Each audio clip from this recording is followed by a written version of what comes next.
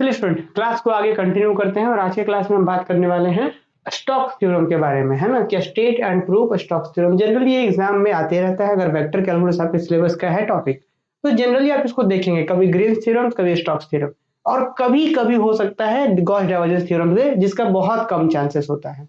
ये थ्योरम्स अपने आप में बहुत इंपॉर्टेंट है। इस थ्योरम्स को समझने से पहले आपको थोड़ा सा हम बताएं कि हमने इससे पहले लाइन इंटीग्रल और सरफेस इंटीग्रल टॉपिक पढ़ रखा है। उसके बाद हमने ग्रीन्स थ्योरम्स प्रीवियस क्लास में पढ़ा था, मतलब पिछले एक दो क्लासेस में ग्रीन्स थ्योरम्स का स्टेटमेंट प्रूफ देखा था। ग्रीन्स थ्योरम्स याद करिए क्या बोलता था वो जी, कि line integral over curve c psi dx plus phi dy, ये पूरा लाइन इंटीग्रल बराबर होता है किसका, surface integral del phi by del x minus del psi by del y dx dy। मतलब ये लाइन इंटीग्रल इस सरफेस इंटीग्रल के बराबर होता है, ये बोलता था ग्रीन्स थ्योरम। ये कौन सा सरफेस इंटीग्रल आप देख पा रहे हैं।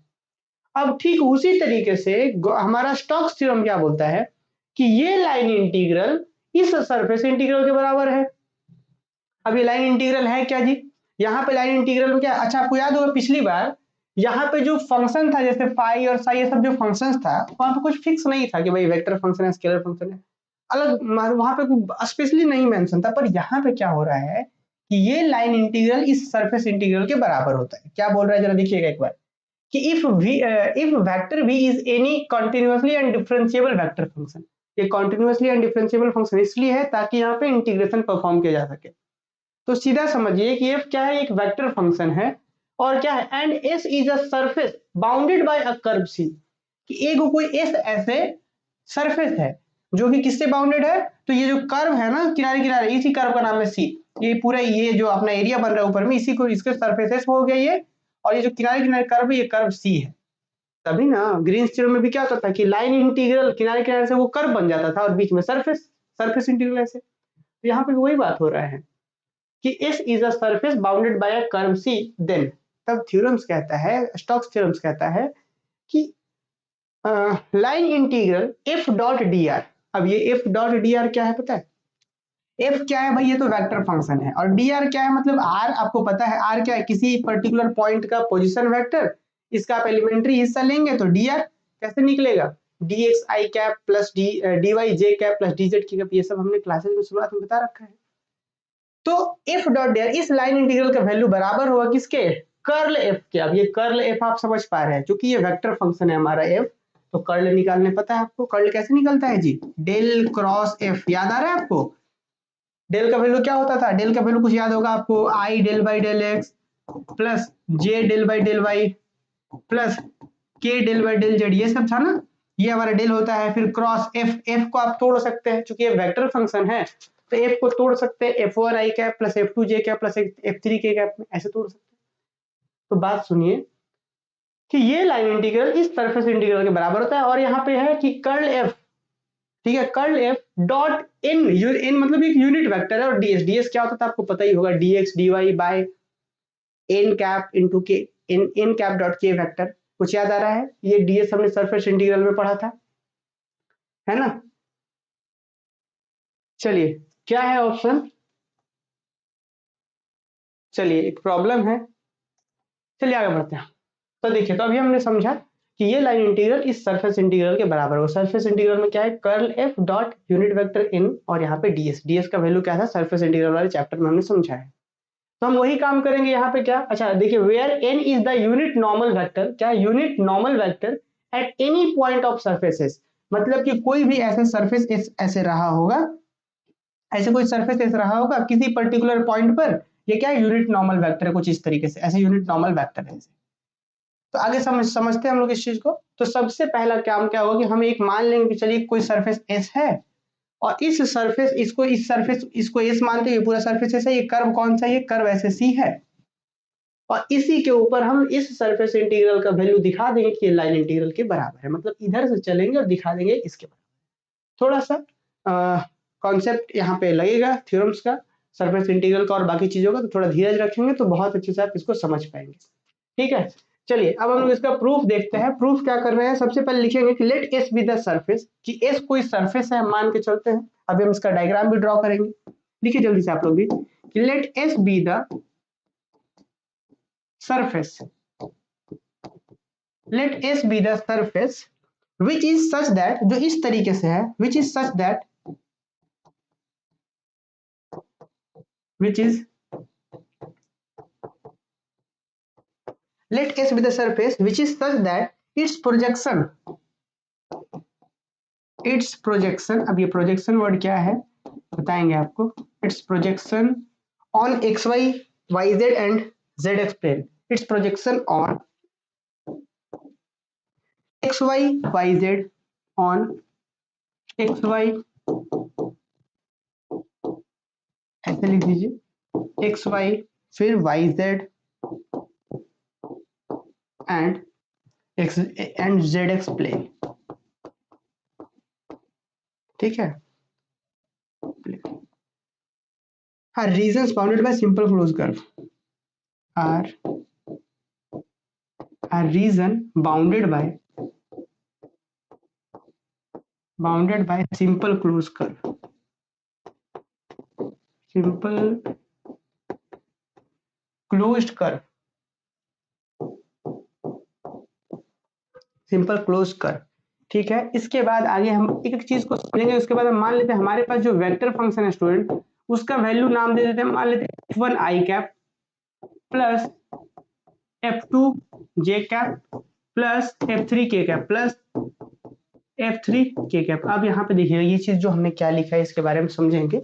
अभी तक बस इतना ध्यान रखिए कि let S be the surface, कि एस कोई एक सरफेस है विच इज सच दैट, जो इस तरीके से है, जो इसका प्रोजेक्शन होगा। मतलब प्रोजेक्शन का क्या मतलब है जरा देखिए इसको। चलिए एक यहाँ पे एक डायग्राम हम लोग बनाते हैं, और ये डायग्राम आपको भी कॉपी में बनाना है। ये मान लीजिए हमारा एक्स एक्सिस है, ये मान लीजिए हमारा जेड एक्सिस है इधर, और ये मान लेते हैं हम लोग ऐसे, ऐसा कुछ हमारा मान लेते हैं कि हमारा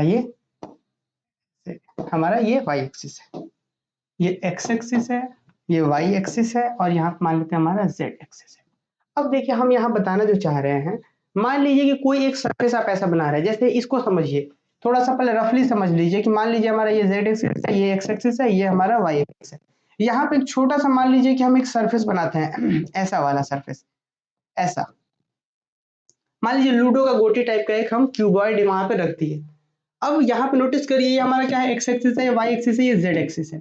अब इस चीज का प्रोजेक्शन का मतलब क्या होता है, इसको ऑर्थोगोनल प्रोजेक्शन भी बोलते हैं, मतलब सीधा परपेंडिकुलर। जैसे कि हम इस मान लेते हैं कि एक सरफेस है, ठीक है, ये सरफेस है, इस सरफेस का अगर हम सीधा नीचे प्रोजेक्शन देखेंगे तो कैसा बनेगा, कि अगर यहाँ पे एक स्क्वायर टाइप, एक रेक्टेंगल टाइप का पेज है, तो एकदम सेम वैसा ही वहां पे सरफेस बनेगा।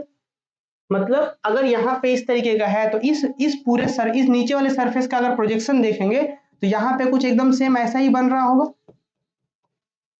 अच्छा, तो ये हो गया इस सरफेस का प्रोजेक्शन इस साइड। अब इसी सरफेस का प्रोजेक्शन कहीं ना कहीं ये ZY प्लेन पे बनेगा। फिर मतलब तीनों ही प्लेन की बात कर रहे हैं, तो हम क्या काम करेंगे कि एक कर्व लेंगे, मतलब एक जो सरफेस एस था सिर्फ एक तरफ लेकर के चलेंगे, बाकी का सिमिलरली। तो मतलब हम मान के चलते हैं कि हमारे पास एक कोई ऐसा कर्व है इस तरीके से, कोई ऐसा मान लीजिए हमारे पास कर्व है एस, ये सरफेस एस है, और ये कर्व कैसा है जी, यहाँ पे मान लीजिए सी है। ऑब्वियस है, अभी बताया गया था, यहाँ पे स्टेटमेंट में ही बता दिया गया है आपको। तो देखिए हमने क्या बोला कि let S be the surface which is such that, जो इस प्रकार से its projection on X Y Y Z and Z X plane are region bounded by the simple close curve. मतलब इसका जो भी प्रोजेक्शन होगा, मान लीजिए कि इस सरफेस का प्रोजेक्शन यहाँ पे आ रहा है, कुछ प्रोजेक्शन ऐसा ही बनेगा, कुछ प्रोजेक्शन ऐसा ही ना बनेगा, तो ऐसे कुछ होगा, कुछ मान लीजिए ये सरफेस एस है, तो इसका प्रोजेक्शन का जो भी बनेगा मान लीजिए उसका आर हम बोल देते हैं, और इसका जो यहाँ पे ऐसे बनेगा इसका नाम मान लीजिए सी है यहाँ पे, तो इसका मान लेते हैं कि कुछ हमारा C1 होगा। तो वही हम यहाँ पे बोल रहे हैं कि जो हमारा सरफेस एस है वो इस तरीके से कि उसका प्रोजेक्शन इधर बन रहा है, एक्स वाई प्लेन पे बन रहा है, और कैसे बन रहा है, उसका क्लोज सिंपल कर्व से बाउंड हो रहा है उसका प्रोजेक्शन। तो वही लिखा हुआ है देखिए, let S be the surface which is such that, जो इस प्रकार से है, its projection on X Y Y Z and Z X plane are region bounded by simple close curve. ठीक है, तो अभी हम सिर्फ एक तरफ लेके चल रहे हैं कि एक सरफेस ऐसा है, यहाँ पे एक सरफेस ऐसा है, और इस सरफेस का जो सिर्फ एक्स वाई प्लेन पर अभी हम इसका प्रोजेक्शन लेके चल रहे हैं, बाकी वाई जेड वाला और जेड एक्स वाला वो सिमिलरली लिख लेंगे। तो सिर्फ एक पे काम करेंगे, बाकी दिखाएंगे।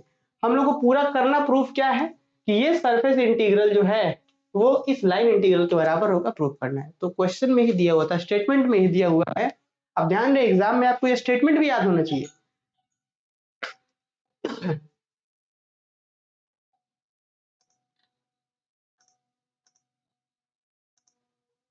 चलिए, आपको स्टेटमेंट भी याद होना चाहिए क्योंकि एग्जाम में आता है स्टेटेड एंड प्रूफ, ऐसे आता है स्टेटेड प्रूफ स्टोक्स थ्योरम।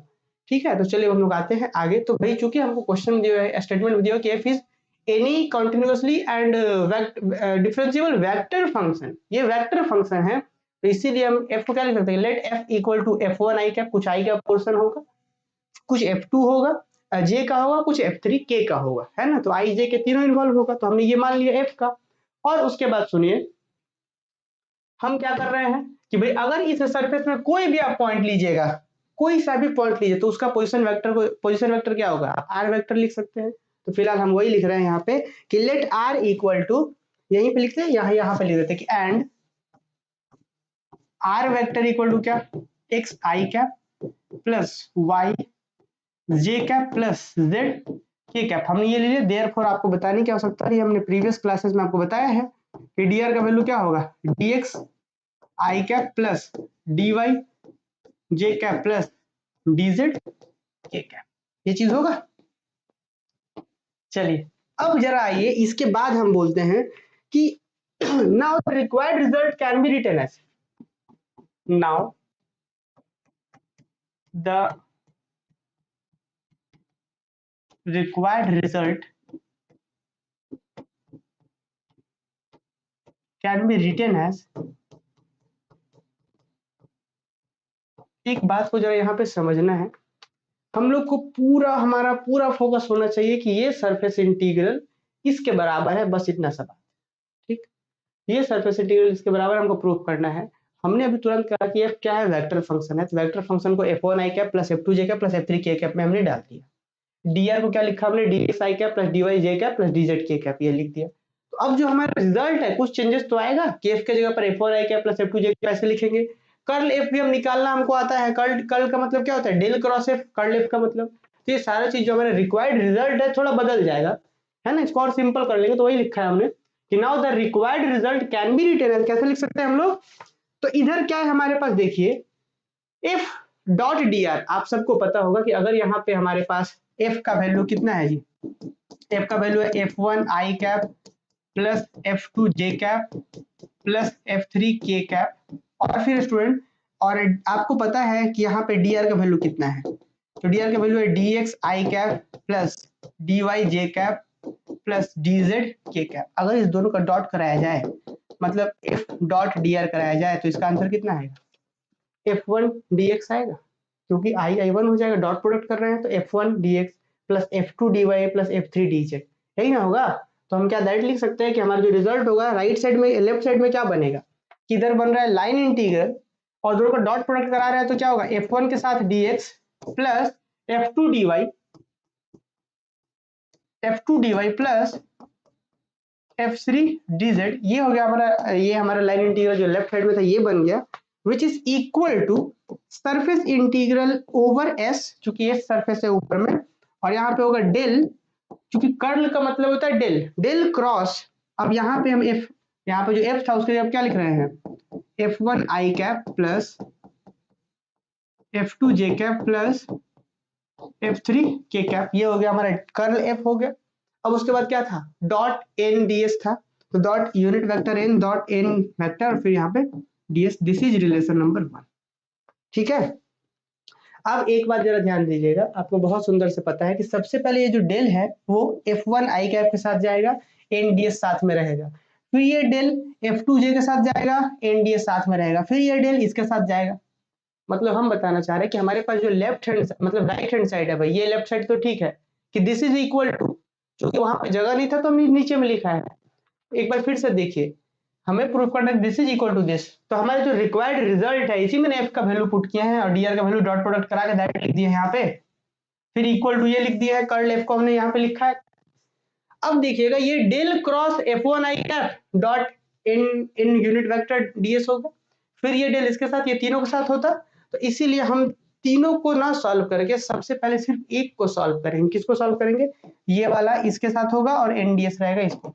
तो सबसे पहले एक को सॉल्व करेंगे, बाकी दो को सिमिलरली लिख देंगे और वही एक को सॉल्व करेंगे और देखिए कितना आसान हो जाएगा। तो लिखेंगे लेट अस फर्स्ट कंसीडर, इसको लेसन नंबर 1 नाम देकर के लिखिए कि late us first consider, late us first consider, late us first consider क्या जी? इसको लेते हैं हम लोग सरफेस इंटीग्रल का ये छोटू सा हिस्सा लेते हैं कि ये सरफेस हमारा एस हो गया और यहाँ पे हमारा डेल क्रॉस F1i कैप और यहाँ पे डॉट n वेक्टर, यहाँ पे यूनिट वेक्टर n है और ds है। ऑब्वियस है, आपको पता हो कि इंटीग्रल तो बटता है प्लस माइनस पर, तो ये डेल क्रॉस इस पे बटेगा, फिर ये डिस्ट्रीब्यूटिव टाइप इस पे बटेगा, फिर इस पे बटेगा, तीन हिस्सा होता। तो हम पहले एक हिस्सा को सॉल्व कर रहे हैं और सबसे पहले इसी को सॉल्व कर लेंगे और इसको सॉल्व करने के बाद जो आंसर आएगा फिर उससे रिलेटेड हम इससे रिजल्ट लिख लेंगे। ठीक है, ऐड करेंगे तो आ जाएगा रिजल्ट। ठीक है ना, आइए काम करते हैं। तो अब इसको निकालने के लिए देखिए जरा ध्यान से, इस चीज को निकालने के लिए हमको क्या करना पड़ेगा जी? डेल का F1 के साथ क्या निकालना पड़ेगा हमको? क्रॉस प्रोडक्ट निकालना। कैसे निकालेंगे? तो इसी को पहले सबसे पहले अलग से करते हैं। इसको जरा ध्यान से लिखिए, यहां तक उम्मीद है सब लोग साथ में लिखिए होंगे। चलिए नेक्स्ट आते हैं आगे। नाउ इसको निकालते हैं स्टूडेंट हम लोग।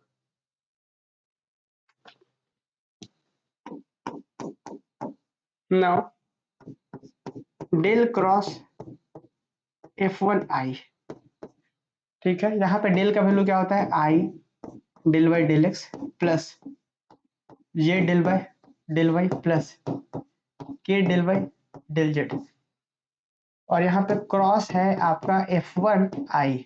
आपको पता है यहाँ पे हमने आपको शुरुआत में सिखाया था कि भाई अगर यहाँ पे डॉट स्केलर फंक्शन रहता तो तीनों में जाता, डॉट वेक्टर फंक्शन रहता अगर डॉट प्रोडक्ट रहता तो भी तीनों में बढ़ता, क्रॉस रहता तो भी बढ़ता है। बस फर्क कहाँ पे आता है? वो आई क्रॉस सिंबॉलिक में चेंज करते हैं हम लोग। तो इसको अगर हम डिस्ट्रीब्यूट करेंगे तो क्या आएगा जी? ये जब इसके साथ आएगा तो क्या होगा? देखिए तो डेल बाय डेल एक्स कुछ ऐसा होगा, del F1 by del x, फिर यहाँ का आई, फिर यहाँ पे जो आई है i plus del F1 by del Y, फिर यहाँ पे जे क्रॉस यहाँ पे i plus del F1 by del z, फिर यहाँ पे है के क्रॉस आई, के क्रॉस आई ऐसे। अब देखिए अगले स्टेप में ये वाला जो कहां से हुआ एक बार फिर से सुन लीजिएगा। हमने वहां पे डेल्टा ऑपरेटर जब सीखा था शुरुआत के लेक्चर्स में, तो हमने सीखा था किस तरीके से फंक्शन जो है जैसे वेक्टर फंक्शन कैसे आपस में डेल्टा के साथ ऑपरेट होता है। तो तीनों के साथ हो रहा है क्योंकि इसमें आई पहले से है। आपको पता है कि यहाँ पे जो आई जे के है उसके साथ क्रॉस का सिंबल लगता है, तो वही यहाँ पे बात हो रहा है।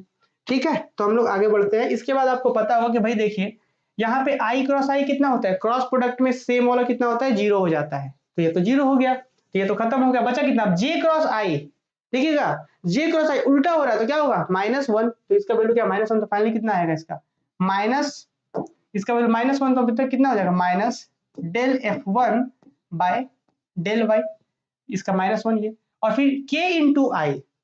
ठीक है, तो ये कितना होगा? जे होगा सिर्फ, तो क्या होगा? प्लस यहाँ पे डेल एफ, यहाँ पे आई जे, तो यहाँ पे k होगा, माइनस k होगा ना यहाँ पे।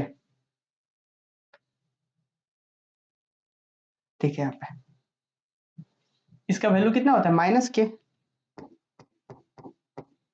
और प्लस फिर यहाँ पे करिए आगे, इसका हो गया आपका -k, इसका क्या होगा? Del F1 by del Z, यहाँ k इंटू आई है तो इसमें क्या होगा? j होगा इंटू में j ऐसे।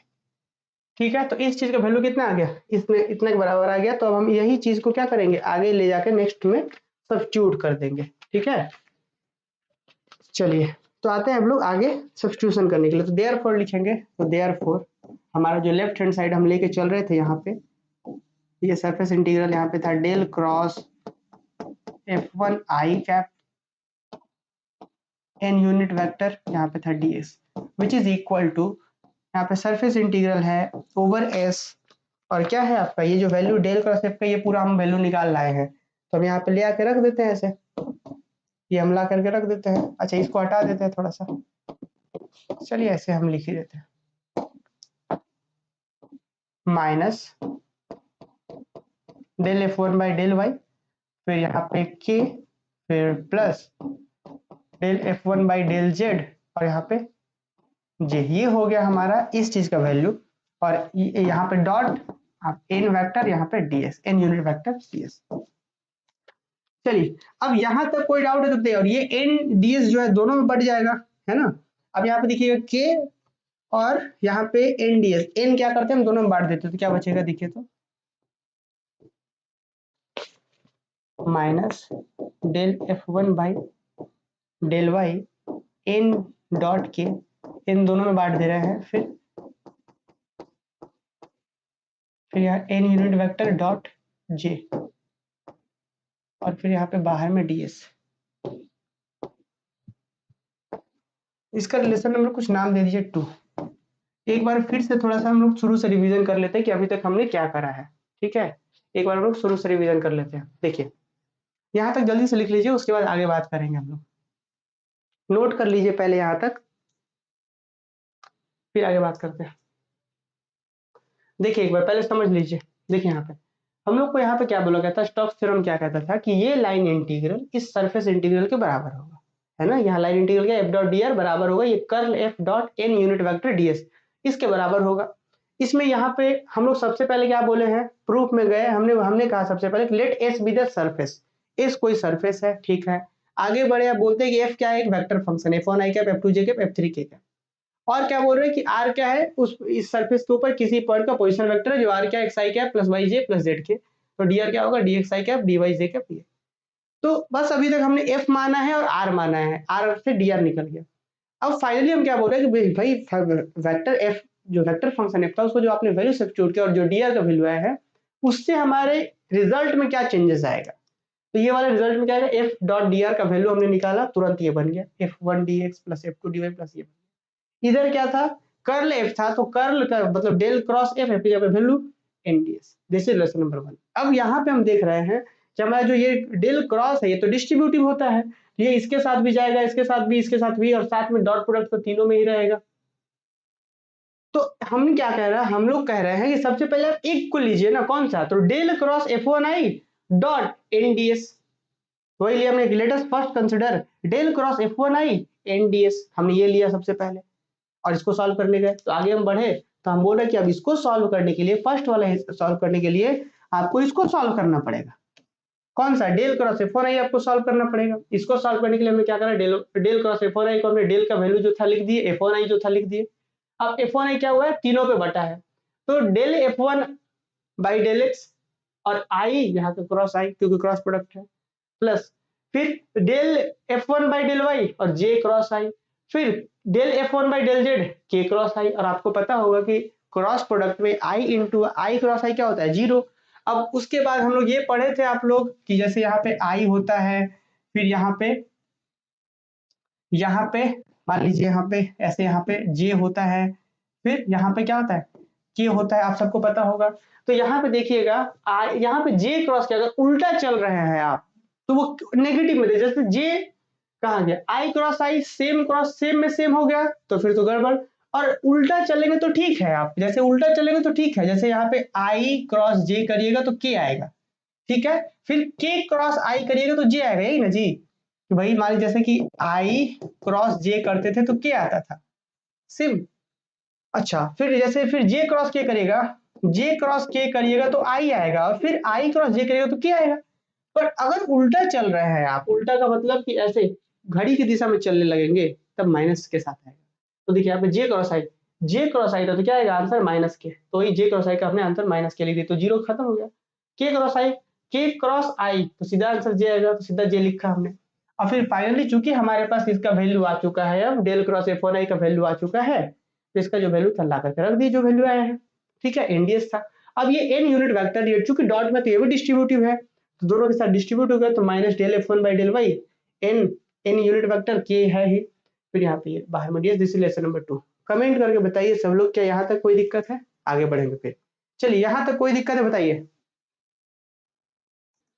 चलिए यहाँ तक क्लियर होने के बाद अब हम क्या करेंगे, आगे लिखिए कि लेट, अभी तक जो हमारे पास सरफेस था, इस सरफेस में हमने क्या करा, एक अब पॉइंट लेंगे, हम क्या ले लेंगे, एक कहीं पे एक पर्टिकुलर से यहाँ पे पॉइंट ले लेंगे जिसका नाम होगा P, एक पॉइंट का नाम देंगे P। अब इसी के ऊपर वो n यूनिट वेक्टर जो है इसी के ऊपर ऐसे देंगे हम, ऐसे n यूनिट वेक्टर देंगे और इस p के आसपास का जो हम एरिया देंगे इसी को हम ds बोलेंगे। आगे चल करके सारा चीज हम इसको पूरा को मेंशन करेंगे कि p को इंक्लोज करने वाला, p को अपने अंदर क्लोज करने वाला एरिया जो है सरफेस एरिया ds है और ये यूनिट वेक्टर n है।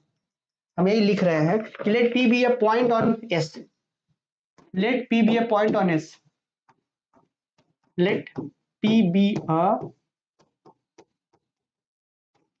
point on s, ठीक है। अच्छा, and ds be the elementary area, and ds be the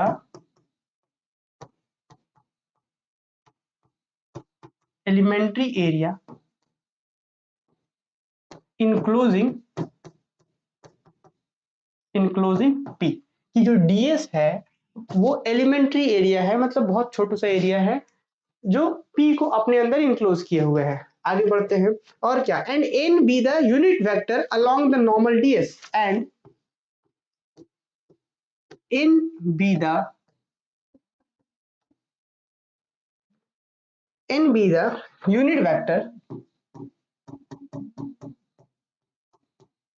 unit vector along the normal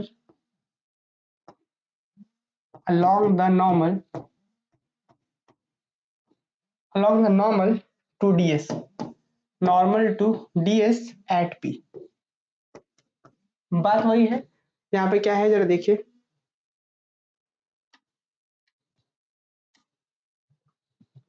n be the unit vector along the normal to ds, मतलब अब ये along the normal आपको याद है हम लोग, चलिए डायरेक्ट सीधा समझते हैं कि भाई इस पॉइंट पर एक यूनिट नॉर्मल वेक्टर है जो कि ये n है, ठीक है, ds के साथ। आगे लिखते हैं देखिए, तो हम क्या करेंगे, तो देयरफॉर आपको बहुत अच्छे से पता है ये बात कि ds का वैल्यू क्या होता है जी। सरफेस वाले हिस्से में हमने पढ़ा था ds एलिमेंट्री एरिया जो होता है उसका वैल्यू क्या होता था, dx dy divided by n unit vector into k का। हमने सरफेस वाले में इसको प्रूव भी तो करा है ना, ठीक है। यहाँ पे दिस इज रिलेशन नंबर 3, इसको हमने ds का वैल्यू ये होता है dx dy divided by n dot k, ठीक है, n का यूनिट नॉर्मल फैक्टर है। अब इसको थोड़ा सा ध्यान रखिए और अगर दिक्कत है तो भाई सरफेस वाले चैप्टर में इसको जाके देखिए, ठीक है। चलिए फिलहाल अभी आप ds का वैल्यू ये है, इसको ध्यान रखिए। देखिए इसके बाद हम यहाँ पे थोड़ा सा dx dy क्या है इसके बारे में समझ लेते हैं। अब ये dx dy क्या है देखिए जरा, अब यहाँ पे जो स्टूडेंट ds एलिमेंट्री एरिया है, अब आपको पता है इसका ds का एलिमेंट्री एरिया का प्रोजेक्शन कहीं ना कहीं यहाँ पे होगा, दूसरे कलर से चेक करते हैं, ऐसा कुछ यहाँ पे होगा, ऐसे ऐसा, इसी का प्रोजेक्शन हम कर रहे हैं, ऑर्थोगोनल प्रोजेक्शन ऐसे कर रहे हैं कि ऐसे ही ये छोटा सा ds का जो एरिया है, ऐसे जो ds का प्रोजेक्शन है कुछ ऐसा आएगा, ऐसा इस टाइप से आएगा। और यहाँ पे ये dx हो गया, इधर वाला क्या हो गया, ये x के तरफ dx हो गया, ये y के तरफ ये dy हो गया, ये वाला dy हो गया, इधर वाला dx हो गया, है ना, ये वाला dx हो गया, इधर वाला ये वाला dx, x के तरफ dx, ये dy, तो ये वाला ही dx dy, मतलब जो प्रोजेक्शन से बना है ds का एलिमेंट्री एरिया वो है, ठीक है। चलिए आते हैं आगे, देखिए तो अभी हमने ये जो यहाँ पे लिखेंगे हम वेयर, जल्दी से इसको लिखिए कि where dx dy, where dx into dy जो यहाँ पे है dx dy है, is the projection of ds, is the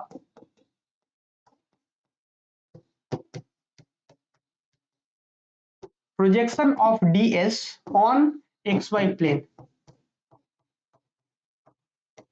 on xy plane, and let r be the orthogonal projection of surface s, and let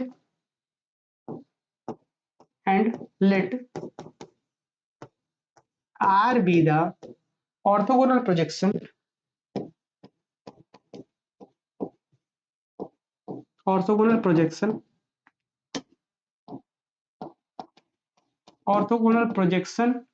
of surface s, ठीक है, of surface s on xy plane, on xy plane। अब जब हम लोग खुद से लिख रहे होंगे तो इसको आप शॉर्ट भी कर सकते हैं, हालांकि शॉर्ट नहीं करिए तो ज्यादा बेहतर होगा, और ये याद नहीं करना, हम समझाते हैं अभी इसको ठीक है, और क्या लिखते हैं कि and let C1 be its boundary, and let C1 be its boundary, C1 be its boundary. हम आपको समझाए भी थे, देखिए यहाँ पे क्या लिखा हुआ है, अभी तक ये पूरा जो लाइन लिखा हुआ है, अभी शुरू से हमने क्या कहा कि let P be a point on surfaces and ds be the elementary area enclosing P। मतलब कि इस सरफेस पे P कोई एक पॉइंट है और ds क्या एक एलिमेंट्री एरिया है जो उसको इनक्लोज किए हुए है, और एक n क्या है, यूनिट नॉर्मल वेक्टर है। ठीक है, अब क्या बोला गया है, dx dy, यहाँ पे क्या है, ds का वैल्यू निकाल चुके, ds का वैल्यू क्या होगा हमने लिखा वहां पे। अब यहाँ dx dy क्या है, तो इसी ds से जो प्रोजेक्शन से जो एरिया एलिमेंट्री एरिया बन रहा है xy प्लेन के ऊपर, वो है dx इंटू dy। अच्छा, और क्या किया भाई, इस वाले कर्व, इस सरफेस में तो बना रहा था सी कर्व, अब इस सरफेस, इस वाले एरिया को हम एस बोल रहे हैं, इसको क्या बोल रहे हैं हम, इस वाले को रीजन आर बोल रहे हैं, और कौन कर्व है इस बाउंड्री का, कौन सा कर्व है, तो C1। बस यही चीज को तो हमने यहाँ पे लिखा है, क्या लिखा है कि where dx dy is the projection of ds on xy plane and let r be the region, let r be the orthogonal projection of surface s on xy plane and let C1 be its boundary। बस यही तो है। अब जरा देखिए जरा ध्यान से, अब एक बात बताइए, इस सरफेस का कुछ तो इक्वेशन होगा, इस सरफेस का, भाई यहाँ जो सरफेस कैपिटल एस है, ये क्या है, आप ध्यान दीजिएगा तो एक्स वाई जेड के प्लेन पे है, तो मतलब कुछ इस तरीके से होगा क्या कि जो भी इक्वेशन हो कुछ इस तरीके से होगा, z equal to f of x comma y type. तो वही हम बोल रहे हैं कि हम यहाँ पे चूज कर लेते हैं कि उसका इक्वेशन, कि choosing z equal to f of x comma y be the equation of surface s, be the equation of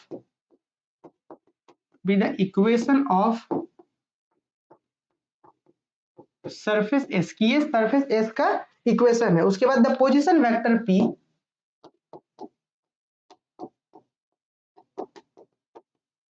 position vector, the position vector of point p, the position vector of, the position vector of point p can be written as, can be written as, कैसे लिख सकते हैं जी, तो position vector का क्या हमने बताया था, पी पॉइंट का पोजीशन वेक्टर क्या था, यही चीज x I cap plus Y J cap plus Z K cap, है ना, यही चीज था। अब भाई ये आर है, तो आप बताइए हम डेल आर बाई अगर डेल वाई निकाल ले, ठीक है, तो क्या आएगा, अगर हम इसका y के रिस्पेक्ट में इस r का डिफरेंशिएशन अगर y के रिस्पेक्ट में निकाल ले तो कितना आएगा जी, यहाँ पे x है तो इसका डिफरेंस 0, फिर यहाँ कितना आएगा r, मतलब यहाँ पे y का करेंगे r y के रिस्पेक्ट में, तो यहाँ 1 आएगा, तो मतलब सिर्फ और सिर्फ j होगा, प्लस यहाँ z के रिस्पेक्ट में करेंगे तो क्या होगा, del z by del y होगा, और यहाँ पे ठीक है। अब बोलिए ऐसा क्यों करा आपने, क्योंकि हमको तुरंत अभी पता गया था z क्या था, फंक्शन ऑफ एक्स वाई था, z क्या था, फंक्शन ऑफ एक्स वाई था, इसीलिए y के रिस्पेक्ट में इसका 0 नहीं हुआ।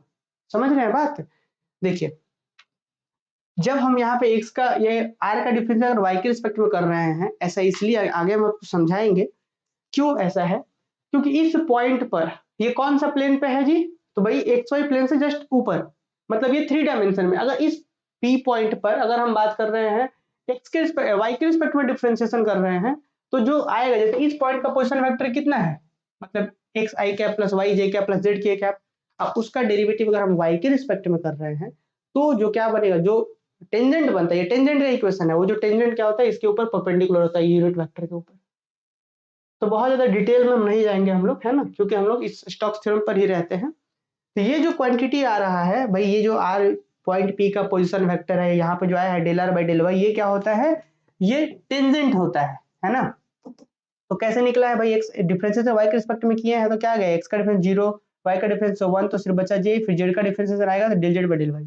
इसका 0 क्यों नहीं हुआ, क्योंकि ये जेड क्या था, फंक्शन ऑफ एक्स वाई था, इसलिए इसका 0 नहीं हुआ। ठीक है, अब एक चीज जरा देखिए, सिंस एक बार हम फिर से क्विक रिवीजन करवाएंगे ताकि कहीं पे जो डाउट्स हो तो हम क्लियर कर पाए आप लोग का, कि del r by del y is tangent vector, is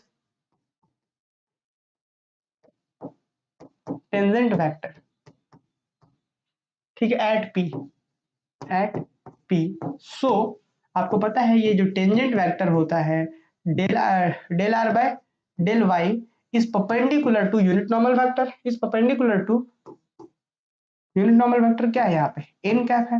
तो देयरफॉर चूंकि आपको पता है कि कोई दो वेक्टर आपस में परपेंडिकुलर होता है तो उन दोनों का डॉट प्रोडक्ट कितना होता है del r by del y dot n cap 0 के बराबर होता है। बस थोड़ा सा लिखते हैं फिर हम एक बार फिर से शुरू से रिवीजन करवाएंगे कहीं कोई डाउट ना छूट जाए। एन को तो हम इधर रहने देते हैं, इसको एन को पहले लिख दीजिए, कोई फर्क नहीं पड़ता है ए डॉट बी चाहे बी डॉट ए।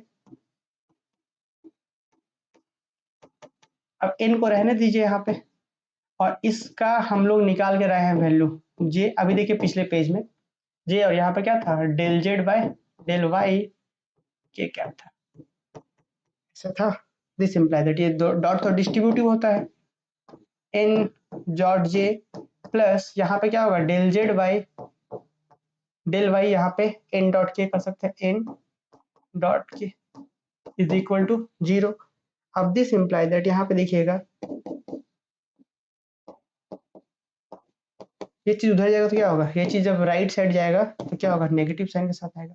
अब आखिर हम ये सब कर क्यों रहे हैं, इसको रिलेशन नंबर 4 मान लीजिए। एक बार हम समझाते हैं फिर आगे बढ़ेंगे, एक बार क्विक रिवीजन हम लोग शुरू से करते हैं तभी आगे बढ़ेंगे हम लोग। देखिए फिर से समझिए यहाँ तक हुआ क्या है, यहाँ तक पहले लिख लीजिए, हमारे साथ साथ ही लिखना है आपको।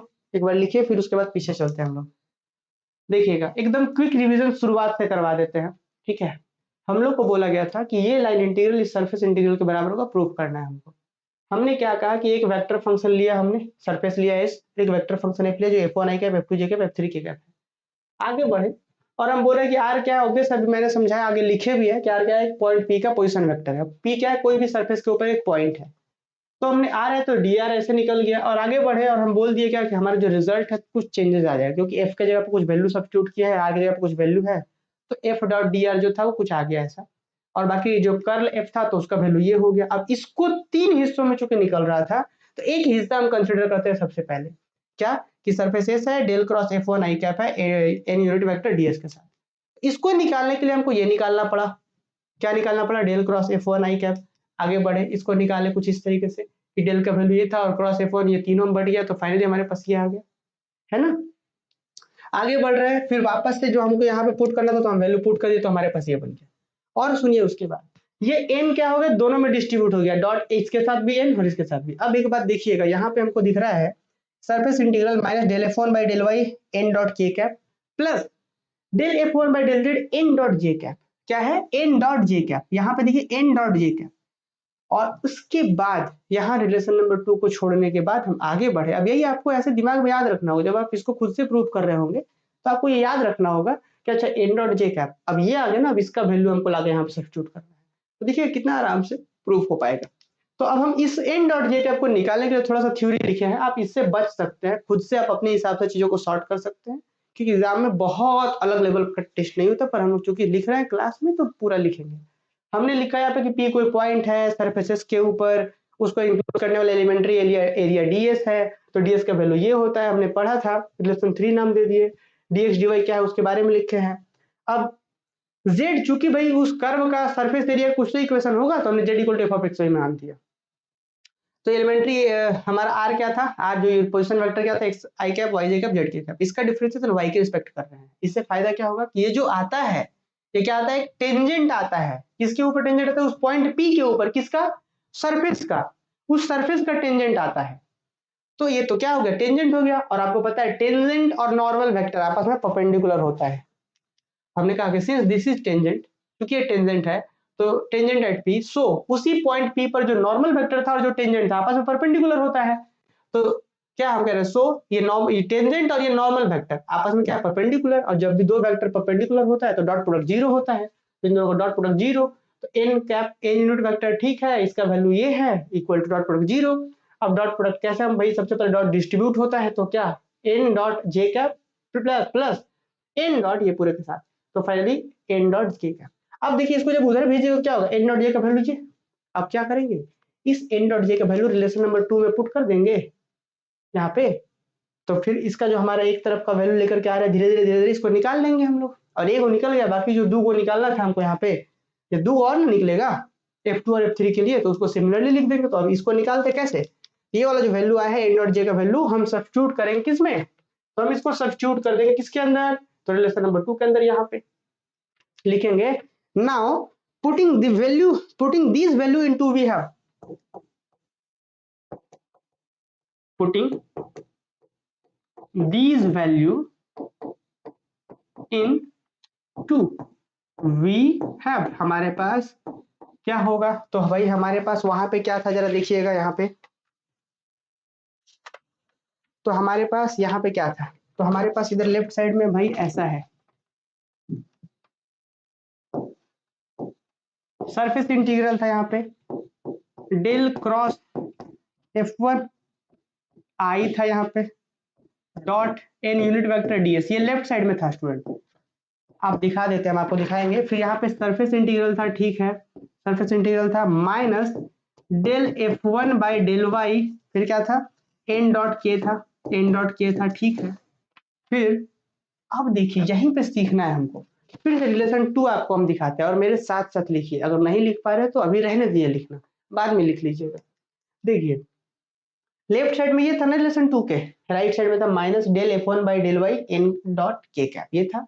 अब जब राइट साइड में लिखने जा रहे हैं तो del F1 by del Z तो ठीक है, इसका वैल्यू हमको लगा कि उतना बड़ा सा लिख देना है, तो उतना बड़ा सा में नेगेटिव साइन था, तो नेगेटिव यहाँ का पॉजिटिव नेगेटिव कर देंगे, तो हम क्या लिख देंगे यहाँ पे, तुरंत ही नेगेटिव लिख दीजिए। और क्या था यहाँ पे del F1 by del z था, del F1 by del z था, और क्या था यहाँ पे उसका वैल्यू, तो उसका वैल्यू में से माइनस हम पहले लिख दिए हैं, माइनस पहले लिख दिए हैं, तो क्या था del z by del y n dot k, del z by del y, del z by del y और एन डॉट के, ठीक है। और ऐसे हो गया, हमने लिख दिया इस चीज को। अब देखिएगा और बाहर में क्या है ds भी है, देख लीजिएगा बाहर में ds भी है, तो बाहर में ds दे देते हैं हम यहाँ पे, पूरा के बाहर में ds दे देते हैं। अब एक चीज देखिएगा यहाँ n डॉट के दोनों में है, तो इसको बाहर कर सकते हैं डॉट के साथ, क्योंकि डिस्ट्रीब्यूटिव होता है तो बाहर भी कर सकते हैं, इस माइनस दोनों में से माइनस को भी इधर बाहर कर सकते हैं। तो बात समझिए, धीरे धीरे एकदम चलना है, किस तरीके से भाई शुरुआत में था कि 3 को ए को लेकर चले, उसको निकालने के लिए कुछ और निकाले,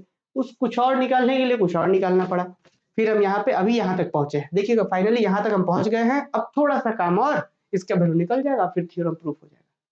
तो बस थोड़ा धीरज और रखिए, हो जाएगा प्रूफ। देखिए अगले स्टेप में क्या, देखिए this is equal to surface integral, हम क्या करेंगे सरफेस इंटीग्रल, हम माइनस साइन को आगे बाहर कर दिए हैं, और यहाँ पे क्या बच रहा है, ये देखिए del F1 by del y, और ये एन डॉट के बाहर कर दिए हैं, तो del F1 by del Y है, ठीक है, plus del F1 by del z, और फिर del z by del y ऐसे, और एन डॉट के है बाहर, और यहाँ पे है ds, this is relation number 5। अब देखिएगा ऐसा क्यों, इससे फायदा क्या होगा, अब देखिएगा इससे फायदा क्या होगा, अभी तुरंत इसका भी वैल्यू कुछ ना कुछ आ जाएगा, हम आपको दिखाएंगे इसका वैल्यू क्या आ जाएगा, ठीक है। देखिए कितना मजेदार आएगा। अभी तक बात यहाँ पे मुझे उम्मीद है सब बच्चों को समझ में आ रहा होगा, कहीं पे कोई डाउट है तो आप पूछ सकते हैं हमसे, ठीक है। यहाँ तक क्या कहता हमने दोनों में से माइनस बाहर कर दिए, फिर ये एन डॉट के उधर बाहर कर दिया ds के साथ, आगे बचा क्या del F1 by del y plus del F1 by del z by del y, ये बचा। अच्छा एक चीज बताइए, नाउ ऑन सरफेस एस, अब देखिए इसको निकालने के लिए इसका वैल्यू का कुछ नाम देंगे हम, क्या देंगे, now on surface S, now on surface capital S, surface S के ऊपर क्या है जरा बात समझिए, F1 x y z क्या होता है भाई, कैपिटल F1 ये x ठीक है, y ठीक है, z की जगह पे क्या हम नहीं लिख सकते कि f of x comma y, ठीक है। और इसी को हम नाम दे देते हैं यहाँ पे capital f over x comma y, बोल देते हैं c।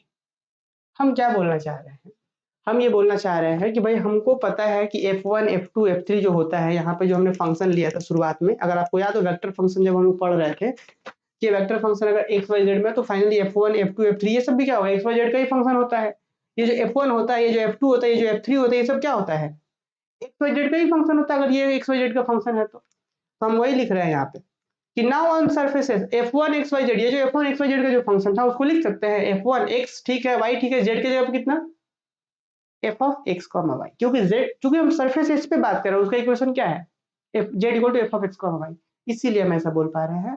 और फाइनली क्या आ रहा है जी, जो भी हमारा x x x y x x जो भी है, अब फाइनली क्या बन रहा है कि ये जो हमारा कैपिटल F1 है, बाकी दुनिया में वो 3 वेरिएबल का फंक्शन रहेगा, लेकिन उस सरफेस S के ऊपर सिर्फ 2 वेरिएबल का फंक्शन रहेगा। क्यों? क्योंकि उस सरफेस का ये z equal to f of x comma y है। बात समझ रहे हैं कि ये f of x comma y z तीनों, ये जो बाकी कहीं पे अलग फंक्शन हो, बट सरफेस एस के ऊपर सिर्फ 2 वेरिएबल हो जाएगा, क्योंकि जेड के जगह पे f of x comma y है। पुट कर दे तो ऑब्वियस है, इसको हम बोल दे रहे हैं कि f1 x comma y comma z बराबर है f of x comma z के। ठीक है, यहाँ पे वेक्टर यूज नहीं कर रहे हैं, ध्यान दीजिएगा, ये वेक्टर f1 वो अलग है, या तो हम सिर्फ फंक्शन की बात कर रहे हैं। तो चूंकि भाई जब सिर्फ एक्स वाई ही है तो इसको एफ ऑफ एक्स वाई बोल सकते हैं, से भी बोल दे रहे हैं कि हम ऐसा बोल रहे हैं, तो इसका मतलब हम ये बोल सकते हैं कि दैट इज, हमारा मतलब ये हुआ कि यहाँ पे जो कैपिटल एक्स कॉमा वाई का फंक्शन है वो कुछ और नहीं बल्कि इसके बराबर है f1 x y और z के। ये चीज बराबर है। अच्छा, तो अब एक बात पे आप लोग याद करिए, प्रीवियस में हम लोग टोटल डिफरेंशिएशन पढ़े थे, dz बाई dy के कैसे हुआ था, dz बाई dy कैसे हुआ था, dz बाई dy कहाँ गया, dz बाई dy कहाँ है, कौन सा, कहाँ पे बात कर रहे हैं, चलिए हम रिवीजन करवाएंगे, राइट हैंड का ऑप्शन देंगे तब आप पूछ लीजिएगा। फिलहाल यहाँ तक आ गए हम लोग कि ये एफ एक्स कॉमा वाई बराबर है इसके बराबर है। ठीक है, नेक्स्ट आ जाइए, अब आपको टोटल डिफरेंशिएशन हमने एक चैप्टर पढ़ा था, शायद सेम 3 वाले बच्चे अभी नहीं पढ़े हो, लेकिन सेमेस्टर 5 वाले टोटल डिफरेंशिएशन पढ़े थे।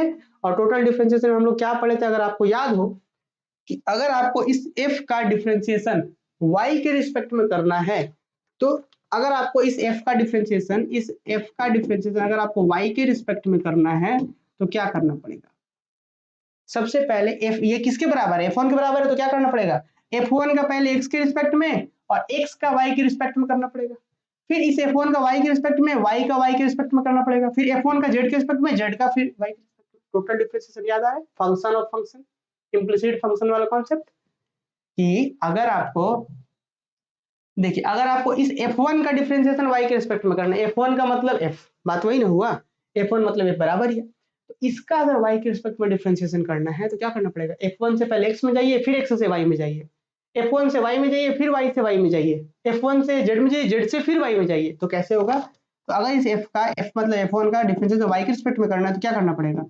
डेल f1 से पहले किस में जाइए, x में जाइए, मतलब f1 का डिफरेंशिएशन x के रिस्पेक्ट में, फिर x से y के रिस्पेक्ट में, फाइनल वेरिएबल y होगा, प्लस फिर आगे जाइए, डेल f1 से किस में जाइए, y में जाइए, फिर इस y से कहां जाना है, फाइनल y में ही जाना है, प्लस डेल f1 से किस में जाना है, डेल z में जाना है, फिर डेल z से कहां जाना होगा आपको, डेल z से फाइनल डेल y में जाना है। ये टोटल डिफरेंशिएशन का यूज हो गया कॉन्सेप्ट। अब फायदा क्या होगा, देखिए x का डिफरेंशिएशन y के रिस्पेक्ट में क्या होगा, कांस्टेंट 0, y का डिफरेंस y के रिस्पेक्ट में कितना 1, फिर z का डिफरेंस y के रिस्पेक्ट में कर सकते हैं क्योंकि z क्या है, फंक्शन ऑफ x y है, तो यहाँ पे 0 नहीं होगा, तो फाइनली कितना होगा, तो दिस इंप्लाई दैट हम बोल सकते हैं कि del f by del y जो हो गया वो किसके बराबर हो गया, सिर्फ ये आ रहा है del f1 by del y, और ये इसका वैल्यू 1 हो गया, ये बच रहा है पूरा। देखिए यहाँ पे, देखिए क्या यही चीज यहाँ पे लिखा हुआ है, del f1 by del y यहाँ पे, तो टोटल डिफरेंशिएशन का कॉन्सेप्ट यूज करके हम इसको सीधा del f by del y लिख सकते हैं। क्या लिख सकते हैं हम लोग, इसको सीधा सीधा del f by del y लिख सकते हैं। तो अब हम क्या करेंगे, नाउ इसको रिलेशन नंबर कुछ नाम देते हैं हम 6, क्या नाम देते हैं इसको हम, रिलेशन नंबर 6 नाम देते हैं। देखिएगा थोड़ा सा है कॉन्सेप्ट वाला क्वेश्चन, कॉन्सेप्ट हम जो ही बता देंगे जो आप क्वेश्चन पूछना चाह रहे हैं, फिलहाल यहाँ पे क्या है, यहाँ तक क्लियर हो रहा है। देखिए हम इस चीज का वैल्यू क्या निकाल के ला दिए, ये तो 0 हो गया ना, एक्स का डिफरेंस y के रिस्पेक्ट में, तो कांस्टेंट पार्शियल डिफरेंस तो 0 खत्म हो गया, y का y में 1 हो गया, बचा del f1 by del y, z का y के रिस्पेक्ट में रहेगा क्योंकि ये तो z function of x y है, ये हो गया। तो अब हम क्या करेंगे, इस पूरे चीज के बदले में, देखिएगा इस पूरे चीज के बदले del f by del y यहाँ पुट कर सकते हैं, इसके बदले del f by del y put करेंगे, ठीक है, और dx के जगह पे कितना वैल्यू, dx इंटू dy, फिर फाइनली n इंटू के नीचे में था, यहाँ पुट करेंगे, तो लिखेंगे 5 का और 6 का, और एगो हम ds का वैल्यू निकाले थे 3 में, ये तीनों, तो क्या लिखेंगे, using 3, 5 and 6 we have now from 3, 5 and now from 3, 5 and 6 we have. हम एक बार फिर से रिवीजन करवाते हैं सारा, पहले इसको कंप्लीट कर लेते हैं हम लोग एक बार। तो क्या आएगा जी हमारे पास लेफ्ट साइड में क्या था, लेफ्ट साइड में सरफेस इंटीग्रल है और यहाँ पे क्या है डेल क्रॉस F1i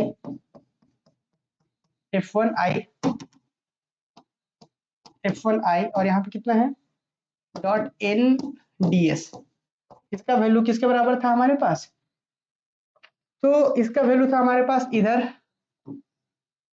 अब ये बात आ रहा है रीजन आर के ऊपर। अब कैसे होगा हम आपको समझाएंगे। रीजन आर के ऊपर क्यों आएगा हम बताएंगे। यहाँ पे हम बात कर रहे हैं, ये आ रहा है capital f by del y और इनटू में यहाँ पे है एन डॉट के और डीएस का वैल्यू हम कर दिए हैं डीएक्स डी वाई और यहाँ पे एन डॉट के। यस, अब देखिए यहाँ पे कैसे, अब चूंकि हम लोग को पता है डीएस एलिमेंट्री एरिया कहाँ का था, वो सरफेस एस के ऊपर था। अगर उसका आपको एलिमेंट्री प्रोजेक्शन डालना है तो डीएस का वैल्यू क्या होता है dx into d y divided by n into के।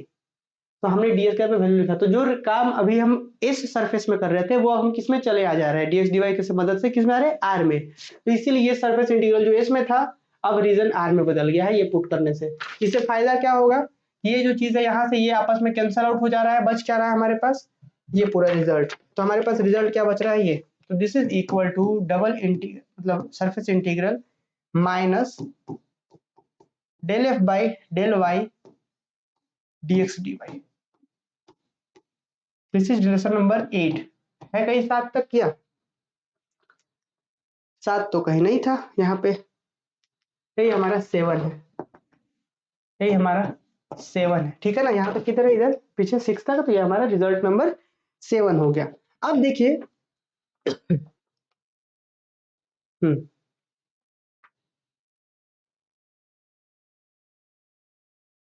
ये हमारा रिजल्ट नंबर 7 हो गया।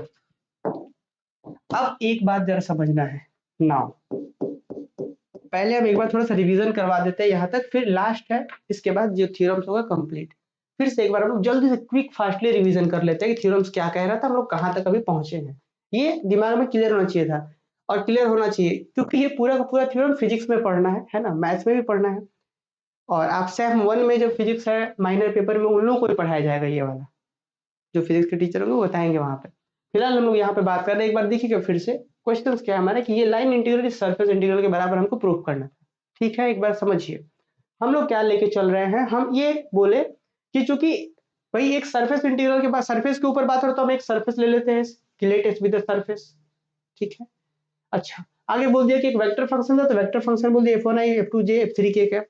आगे बात करिए कि एक पॉइंट P का पोजीशन वेक्टर R ले लिए, R मतलब dr निकाल सकते हैं। अब क्या रिक्वायर्ड रिजल्ट में चेंजेस आ जाएगा, क्या f डॉट dr जो लेफ्ट साइड में था यहाँ पे f डॉट dr का दैट वैल्यू क्या है f1 dx f2 dy f3 dz। और यहाँ पे क्या कर्ल f जो था यहाँ पे कर्ल f का वैल्यू हम यहाँ पे क्या डेल क्रॉस ये f के जगह पे वैल्यू लिख दिए और n ds जो था रहने दिए। नेक्स्ट आगे बढ़े, अब हमको पता है कि ये तीनों में बढ़ता है, f1i के साथ बढ़ता है, इसके साथ बढ़ता है, इसके साथ भी बढ़ता है और एनडीएस तो साथ में रहेगा ही।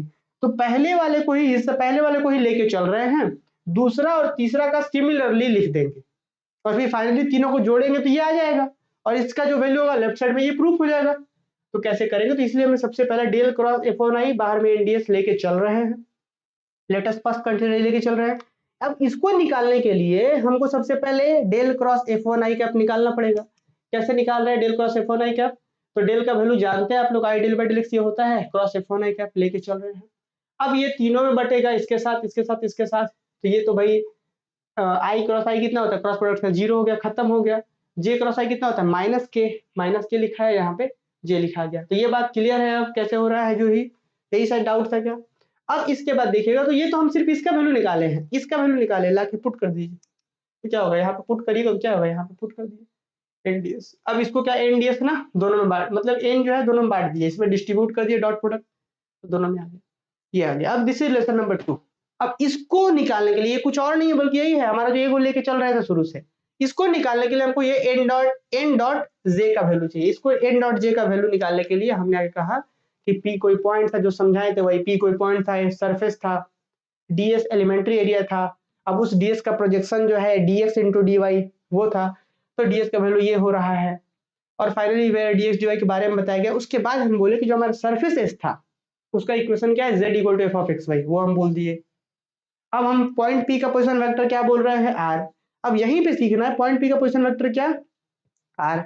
अब पॉइंट पी का चूंकि पोजिशन वेक्टर आर है इस पॉइंट पर्टिकुलर पॉइंट पी पर, तो इस पॉइंट पे चूंकि नॉर्मल वेक्टर हमारा n है इस तरीके से, अब इस पॉइंट पे जो हमारा r पोजीशन वेक्टर आया है, इस r पोजीशन वेक्टर का अगर y के रिस्पेक्ट में डेरिवेटिव करते हैं पार्शियली, तो जो वेक्टर बनेगा वो वेक्टर एक नॉर्मल इसके ऊपर टेंजेंट होगा, इस सरफेस के ऊपर एक टेंजेंट का काम करेगा, और वो ऐसा टेंजेंट जो नॉर्मल इसके साथ परपेंडिकुलर होगा। तो वो यही चीज यहाँ से आ रहा है। तो हम यही चीज बोले चूंकि हम इस पोजीशन वेक्टर का डिफरेंशिएशन y के रिस्पेक्ट में किया, तो जो बना ये हमारा एक क्या बनेगा, टेंजेंट बनेगा। तो हमने लिखा है कि since this is a tangent vector eight p, so tangent vector और यूनिट वेक्टर आपस में परपेंडिकुलर होता है उस पॉइंट पर, सेम पॉइंट पर रहे तो परपेंडिकुलर है, मतलब दोनों का डॉट प्रोडक्ट 0 होगा। हमने पढ़ा है इस चीज को। अब डॉट प्रोडक्ट कराते हैं भाई, n ठीक था, इसका जो वैल्यू निकाल के रखे यहाँ से ला के रख दिए। अब भाई n दोनों में चला गया, डिस्ट्रीब्यूट कर दिया, तो n डॉट जे का वैल्यू इधर चला गया तो माइनस में आ गया। अब इसी n डॉट जे का वैल्यू रिलेशन नंबर 2 में यहाँ पे पुट कर दिए, यहाँ पुट कर दिया। तो जैसे ही पुट करेंगे हम यहाँ पे तो ये चीज बन गया। अब इसके बाद n डॉट के बाहर कर दिए हम माइनस इधर बाहर कर देते, आ गया ये। अब इस चीज को हम आगे बढ़े और हमको याद आया कि टोटल डिफरेंशियल से हमने एक कॉन्सेप्ट पढ़ा था, और हम बोल रहे हैं कि भाई सरफेस एस के ऊपर एफ एक्स वाई जेड का कोई मतलब नहीं बनता है ना। सरफेस है, चूंकि सरफेस आपको पता होगा सरफेस एक लीनियर में बात हो रहा है, एक्स वाई जेड जहां पे हमने बोला था जेड को एफ ऑफ एक्स वाई, तो दो ही वेरिएबल का फंक्शन है। एफ एक्स वाई को हम f one of x comma y comma z बोल पा रहे हैं, इसके मतलब से अभी समझाए हम। अब टोटल डिफरेंशिएशन लगाएं और फाइनली बोल पा रहे हैं कि इस टोटल का वैल्यू कितना है, इस टोटल का वैल्यू कितना है, del f by del y. ये आ गया del f by del y. अब शायद यही क्वेश्चन था जोही का कि del f by del y कहां से आया। देखिए जोही, हम ये F1 बोले चाहे F बोले बात तो एक ही है, हम F1 बोले चाहे F बोले बात तो एक ही, दोनों इक्वल है। तो हमने बोला कि F1 का अगर आपको y के रिस्पेक्ट में डिफरेंशिएशन करना है, क्योंकि यहाँ पे मल्टी वेरिएबल है, फंक्शन ऑफ फंक्शन है, तो हमको टोटली करना पड़ेगा। मतलब पहले F1 से x में जाइए, फिर x से y में, F1 से x में, x से y में, F1 से y में, फिर y से y में, F1 से z में, z से y में। तो F1 का ना कर रहे हैं, तो आप यहाँ पे डेल F1 सॉरी आप यहाँ पे del F1 by del y लिखिए चाहे del f by del y लिखिए, बात है क्योंकि ये इसके बराबर है, तो इसलिए हमने del f by del y इधर आ गया। अब इस पूरे चीज का वैल्यू किसका, del f by del y के बराबर, तो इसको लेकर रख दिए और डीएस का वैल्यू रिलेशन 3 में निकाले थे, लाके उसको रख दीजिए, तो सारा वैल्यू ला करके रख दिए और फाइनली इसका वैल्यू ये आ गया। अब एक बार जल्दी से कमेंट करके बताइए कि जो ही यहाँ तक सबको क्लियर है, एक बार बताइए फास्ट जल्दी से बताइए, क्या यहाँ तक सबको क्लियर है। अब अगर यहाँ तक क्लियर है तो हम लोग बढ़ेंगे आगे और रिजल्ट हो जाएगा प्रूफ, ठीक है। अब देखिएगा थोड़ा सा स्टूडेंट हम लोग ग्रीन्स थ्योरम्स का उपयोग लेंगे। Now by Green's theorems in the xy plane we have, now by Green's theorem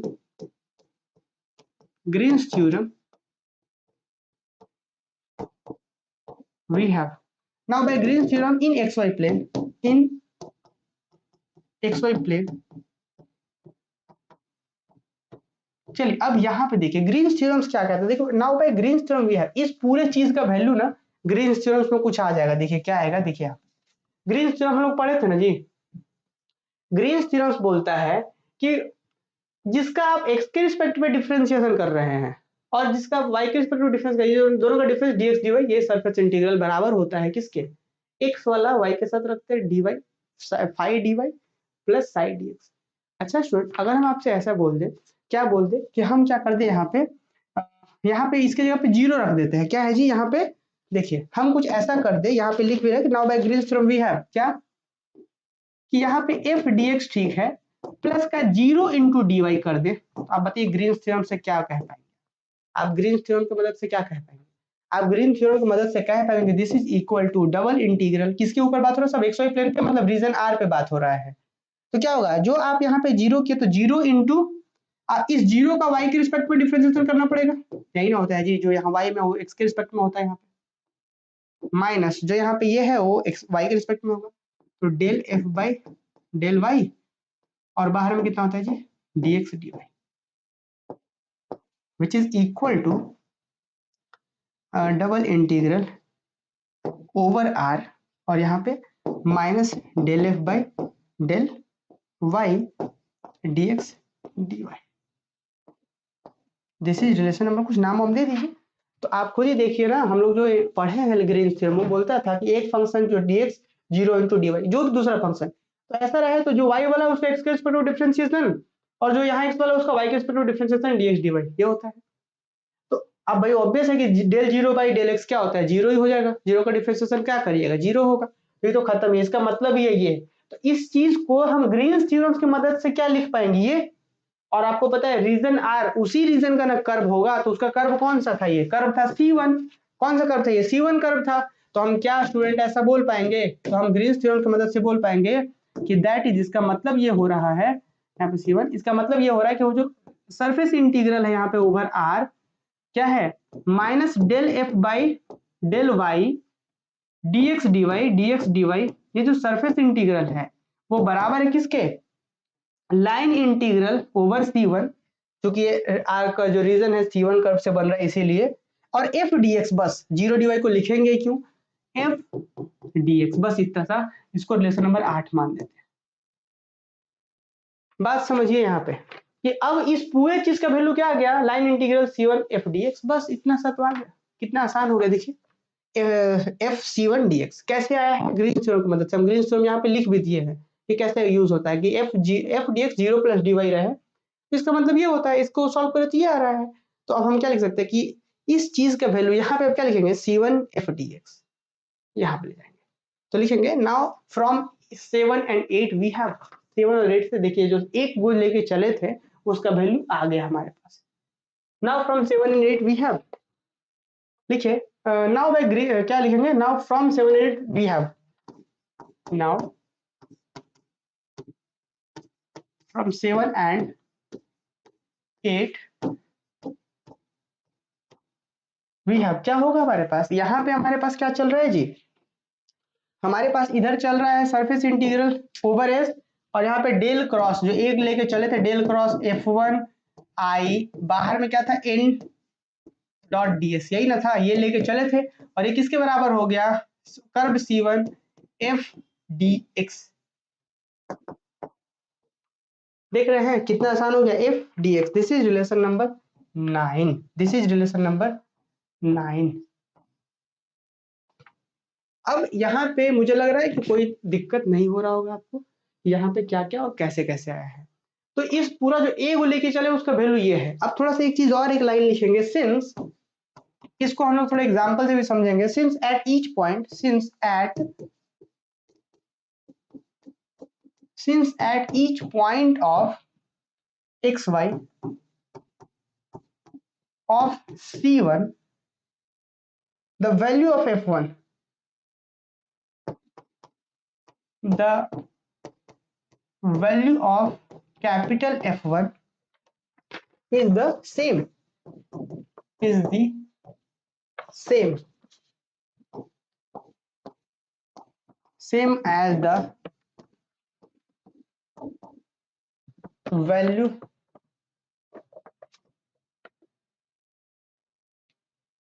of, हाँ क्या बोला गया, since at each point of xy of C1 the value of F1 is the same as the value of F1 at each point of C, यहाँ पे common नहीं होगा, ठीक है ना, कॉमन नहीं होगा यहाँ पे, the value of F1, value of capital F1 at each point of C, at each point x y z of C,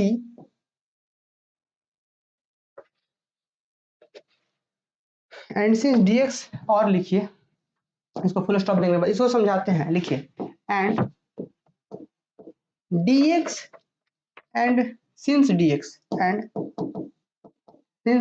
is the same and dx is the same for both curves, for both curves, we must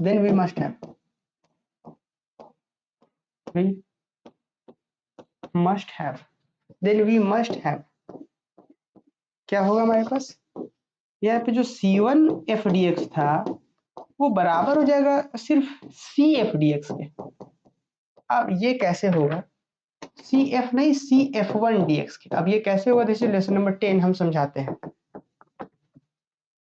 देखिए ये तो बहुत ही therefore 9 becomes, पहले लिखिए फिर हम समझाते हैं आपको। Therefore 9 becomes double integral over surface s, यहाँ पे है del cross f one i dot n dot d s, ठीक है, विच इज इक्वल टू, अब हम लिख सकते हैं क्या कि f one d x, f one d x यहाँ पे over curve c, this is lesson number 11।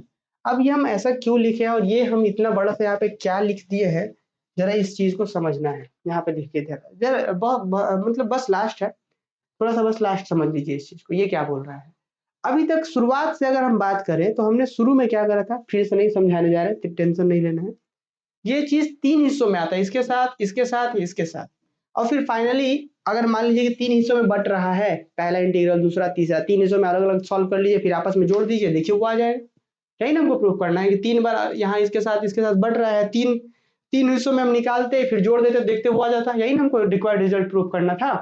तो हम इसके साथ लेके चले और आगे बढ़ते गए। देखें हम ये देखें कि हमारा जो वैल्यू आ रहा है, फाइनल वैल्यू वो आ रहा है कि इसका वैल्यू जो है C1 FDX के बराबर। अब ये C1 क्या है याद है, C1 का मतलब वो नीचे वाले कर्व के ऊपर के, नीचे वाले कर्व के लिए बात होने लग रहा है कि ऊपर का कर्व C था, ये कर्व C था, और ये नीचे का हमारा कितना है C1 है, ठीक है। तो ये अभी C1 पे हो रहा है। अब हम क्या लिख रहे हैं कि since at each point of XY of C1, कि C1 कर्व का कोई भी पॉइंट x, y, ठीक है, कोई भी पॉइंट इसका x, y, the value of F1, मतलब इस XY से किसी भी पॉइंट क्या करना है, F1 के अंदर पुट करना है।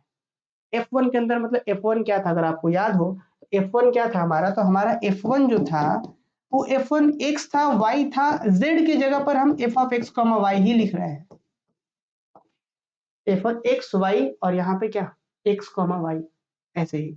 अब ये कुछ और नहीं है बल्कि z है, तो आप यहाँ x y और ये ऐसे बोलिए, तो आप या तो, अब ये क्या बोला गया जरा देखिए कि since at each point of x, y of C1 the value of F1 is the same as the value of F1 at each point of x, y, z of this. मतलब कि यहाँ पे सीधा सीधा बात है कि एक एग्जांपल देखते हैं हम लोग। यहाँ पे हम पहले से लिख करके रखे थे एक एग्जांपल, कि जैसे कि मान के चला जाए स्टूडेंट कि हमारे पास एक एग्जांपल है यहाँ पे कि F1 जो हमारा कर्व है x, y, z का, जो हमारा फंक्शन था वो कुछ ऐसा है एक्स स्क्वायर वाई जेड, और भी अलग तरीके से फंक्शन ले सकते हैं, बुक में यही एग्जांपल था तो हमने यही ले लिया कि F1 XYZ जो है एक्स स्क्वायर वाई जेड हमारा फंक्शन है, ठीक है। ये F1 है, F1 सिर्फ F1 की बात करें, जो हमारा वेक्टर फंक्शन था वो अलग चीज है, वेक्टर फंक्शन में F1 F2 F3 तीनों था, हम सिर्फ F1 की बात कर रहे हैं।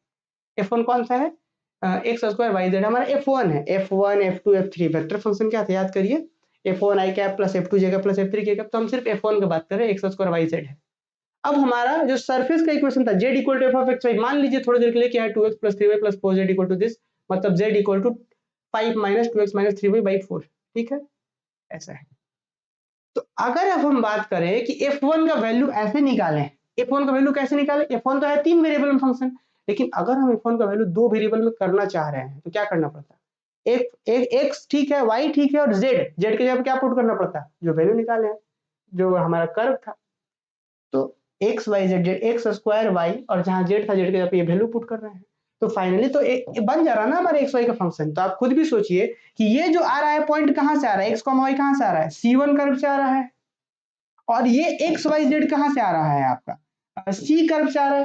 फर्क क्या ही है दोनों में, तो यहाँ पे भी वही एक्स पुट होगा। और यहाँ अगर इसको डायग्राम से देखा जाए, अगर डायग्राम से आप देखेंगे तो यहाँ पे देखिए, यहाँ पे कोई भी पॉइंट, ये कर्व C1 है, यहाँ पे कर्व C है, यहां कोई भी पॉइंट लीजिए एक्स वाई, वही एक्स वाई यहां भी होगा। एक एक्स्ट्रा यहाँ पे क्या होगा जेड, जैसे मान लीजिए हम यहाँ पे 1,2 लेते हैं, तो यहाँ पे क्या होगा आपका 1,2 समथिंग होगा, लेकिन इस समथिंग को बनाने का काम कौन करेगा, यही 1,2।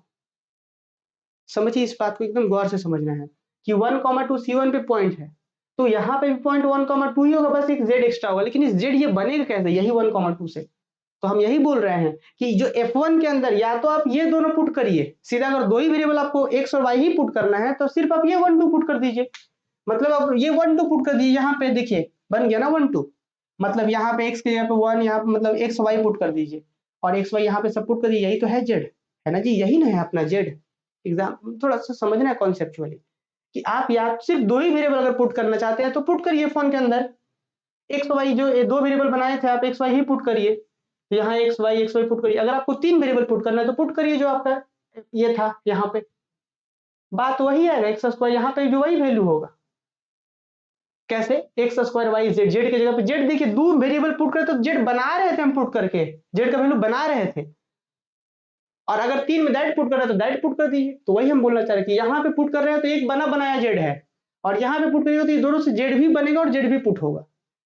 बात उम्मीद है समझ पा रहे होंगे, अगर दिक्कत है तो आप हमसे पूछिए, और अगर फिर भी नहीं समझ में आए तो बस सीधा ध्यान रखना है कि जो C1 कर्व पे F1 का वैल्यू और C पर वैल्यू सेम होगा, इसीलिए हम क्या है यहाँ पे C1 से सीधा C लिख सकते हैं। तो हमने क्या लिखा, since at each point of xy of C1, कि C1 कर्व का जो भी xy है उस पे जो फंक्शन F1 का वैल्यू होगा और जो C पे होगा वैल्यू सेम होगा। क्यों होगा? क्योंकि यहाँ पे जो xy दे रहे थे इससे हम z बना के पुट खो रहा था उसमें, और उसमें बना बनाया z है, बस यही हमने लिखा है। तो देन हम ये जो C1 था उस C पर बराबर होगा, ये चीज हमने लिखा है कि जो कर्व F का वैल्यू था यहाँ पे इस तरीके से चीजें जो है बराबर होंगी, F का यहाँ पे F1 जो है उस बराबर होगा। क्लियर? तो यहाँ पे इस तरीके से चीजें हो गई। द वैल्यू ऑफ, यहाँ पे हमने लिखा है द वैल्यू ऑफ, देखिए since at each point of C1 the value of F ना, द वैल्यू ऑफ यहाँ पे F बात हो रहा है स्टूडेंट, थोड़ा सा हमसे मिस्टेक भी हुआ है, देखिए मिस्टेक नहीं सही है, यहाँ पे F का वैल्यू, ये जब दो वेरिएबल बन जा रहा है तब तो उसका नाम F ना दिए थे जी, जब दो वेरिएबल बन रहा है तब नाम F है, और जब तीन वेरिएबल में था तो F1 है, तो तीन वेरिएबल में x1 xyz पुट कर रहे हैं और इसमें F में दो, वही लिखा हुआ है यहाँ पे। क्या लिखा हुआ है देखिए, यहाँ पे लिखा गया है कि since at each point of xy of C1 the value of F, F मतलब दो वेरिएबल का और F1 मतलब तीन वेरिएबल का वैल्यू सेम होगा। आप एग्जांपल की मदद से देख सकते हैं, आप यहाँ पे देख लीजिए, यहाँ पे जो आपको एग्जांपल दिख रहा है ना ये वाला, इसमें आप मान लीजिए जैसे आप f ऑफ 1 2 निकाल के देखिए, इसमें आप 1 2 पुट करके देखिए आंसर वही आएगा जो यहाँ पे आपका 1 2 3 से आएगा, ये 1 2 3 से, ठीक है, क्योंकि यहाँ पे जो 3 है जो z है यहाँ पे बन जाएगा, इसमें से z यहीं से बनेगा, 3 यहीं से निकलेगा, ठीक है। तो बस ये हो गया, तो ये हमारा क्या आ गया फाइनली, अगर आप याद करें तो पहला हिस्सा का आंसर है C F1 dx, तो दूसरे का हिस्सा क्या आएगा, तो सिमिलरली लिखेंगे, नेक्स्ट लिखिए अगेन, सिमिलरली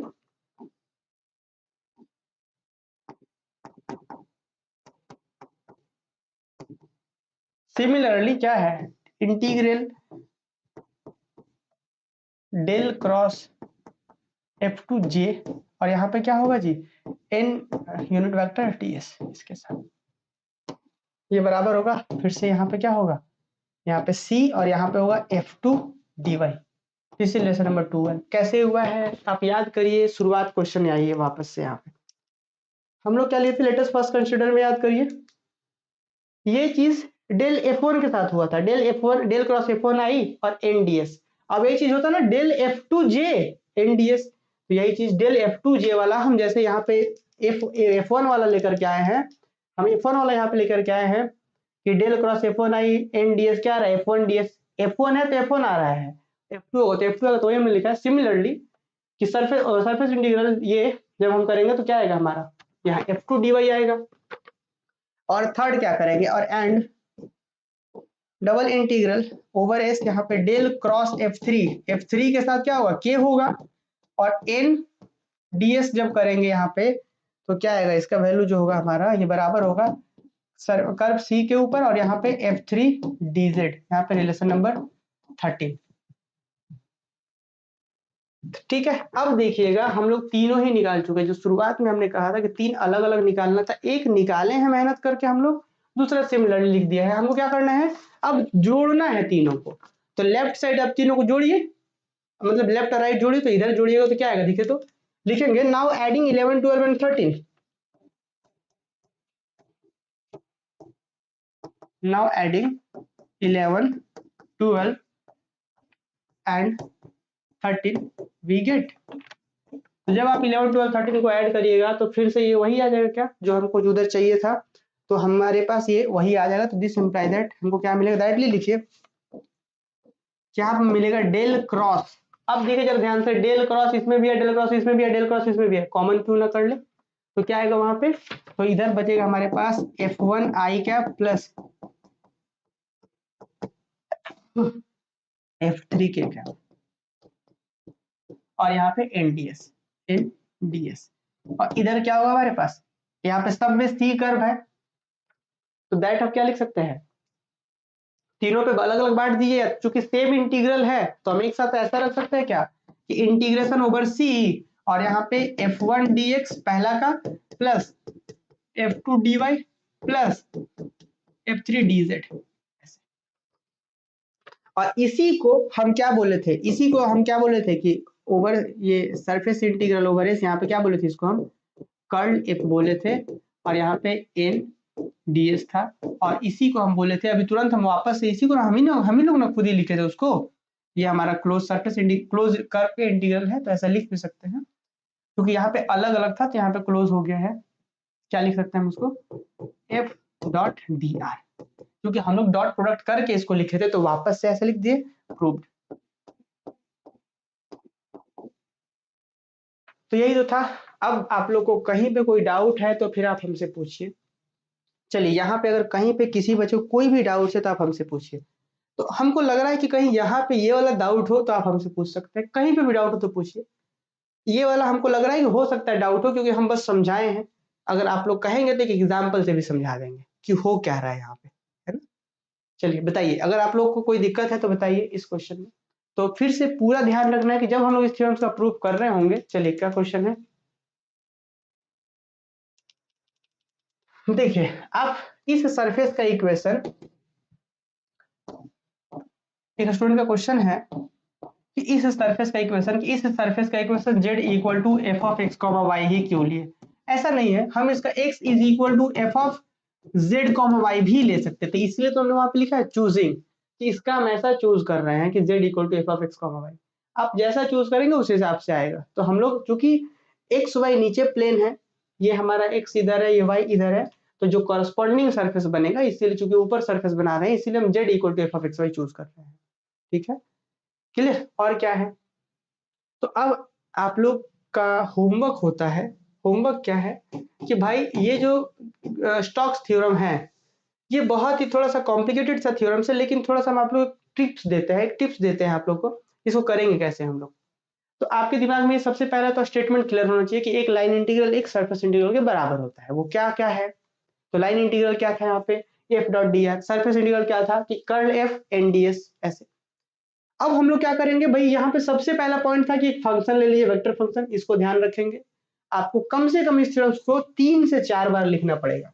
अगर आप ये एच डब्ल्यू अगर 3 से 4 बार कर लेते हैं, इसी थ्योरम को कम से कम 3 बार, 3 से 4 बार, है ना। और 3-4 बार लिखने से पहले 3-4 बार कम से कम आपको पूरा शुरू से लास्ट तक देखना होगा। अभी जो हम समझाए हैं आपको क्या करना है भाई, कि एक सरफेस है, एफ हम एक वेक्टर फंक्शन लिए, फिर पोजीशन वेक्टर आर, फिर डी आर निकाले, फिर आप देख रहे हैं कि इसी इक्वेशन को ये सब मानने के बाद कैसा बन जा रहा है, ऐसा बन जा रहा। अब हम देख रहे हैं कि ये वाला जो सरफेस इंटीग्रल 3 हिस्सों में बटेगा, तो 3 हिस्सा में से हम एक हिस्सा को लेके चल रहे हैं इसको सॉल्व करने के। तो लेट अस फर्स्ट कंसीडर इसको लिए, इसको लेने के लिए हमको इसको बनाना पड़ेगा, इसको फिर पुट किए, फिर ऐसा बना, फिर यहाँ पे हम एन डॉट जे का वैल्यू निकाल रहे हैं, फिर एन डॉट जे का वैल्यू निकाले, फिर कुछ इस तरीके से हो रहा है। तो आगे बढ़े डीएस वगैरह सारा चीज करने के बाद एन डॉट, फिर इस तरीके से चीजें हो रही है। एक बार निकल गया, फिर उसके बाद हम सिमिलरली लिख दिए, फिर फाइनली ऐड करके प्रूफ कर दिए। तो इसको कम से कम 2 से 3 बार 4 बार, अभी देखिए ना आप आधा घंटा और देखिए इसको, देखिए मतलब कि शुरुआत देखिए, फिर देखिए, फिर देखिए कैसे कैसे हो रहा है, एक बार देखिए। कोई डाउट है तो पूछिए, और ये वाला अगर यहाँ पे कहीं डाउट है तो आप हमसे पूछिए। ठीक है, कहीं पे भी डाउट है तो पूछिए। चलिए लास्ट पेज ओपन करिए, हाँ लीजिए लास्ट पेज है यहाँ पे, कहीं पे भी डाउट है पूछिए। और सबसे इंपॉर्टेंट कि कितना भी समझ लीजिए, आपको कम से कम 3 से 4 बार आप नहीं लिखते हैं तो एग्जाम में ये क्वेश्चन 20 मार्क्स में आएगा, सैम 3 में 16 मार्क्स में क्वेश्चन आएगा, श्योर रखिए। अभी समझ जाइए, नहीं तो एग्जाम के जब सेंटर से बाहर निकल रहे होंगे तो सोचे कि अरे ये वाला कर लिए रहते तो आसान हो जाता। ठीक है। तो इसीलिए ये बहुत ही सिंपल सा थ्योरम्स है, थोड़ा बड़ा जरूर है पर बहुत आसान है। उम्मीद है कि समझ में आया होगा। कहीं डाउट है तो पूछिए हमसे, बाकी मिलेंगे हम लोग अगले क्लासेस में, ठीक है।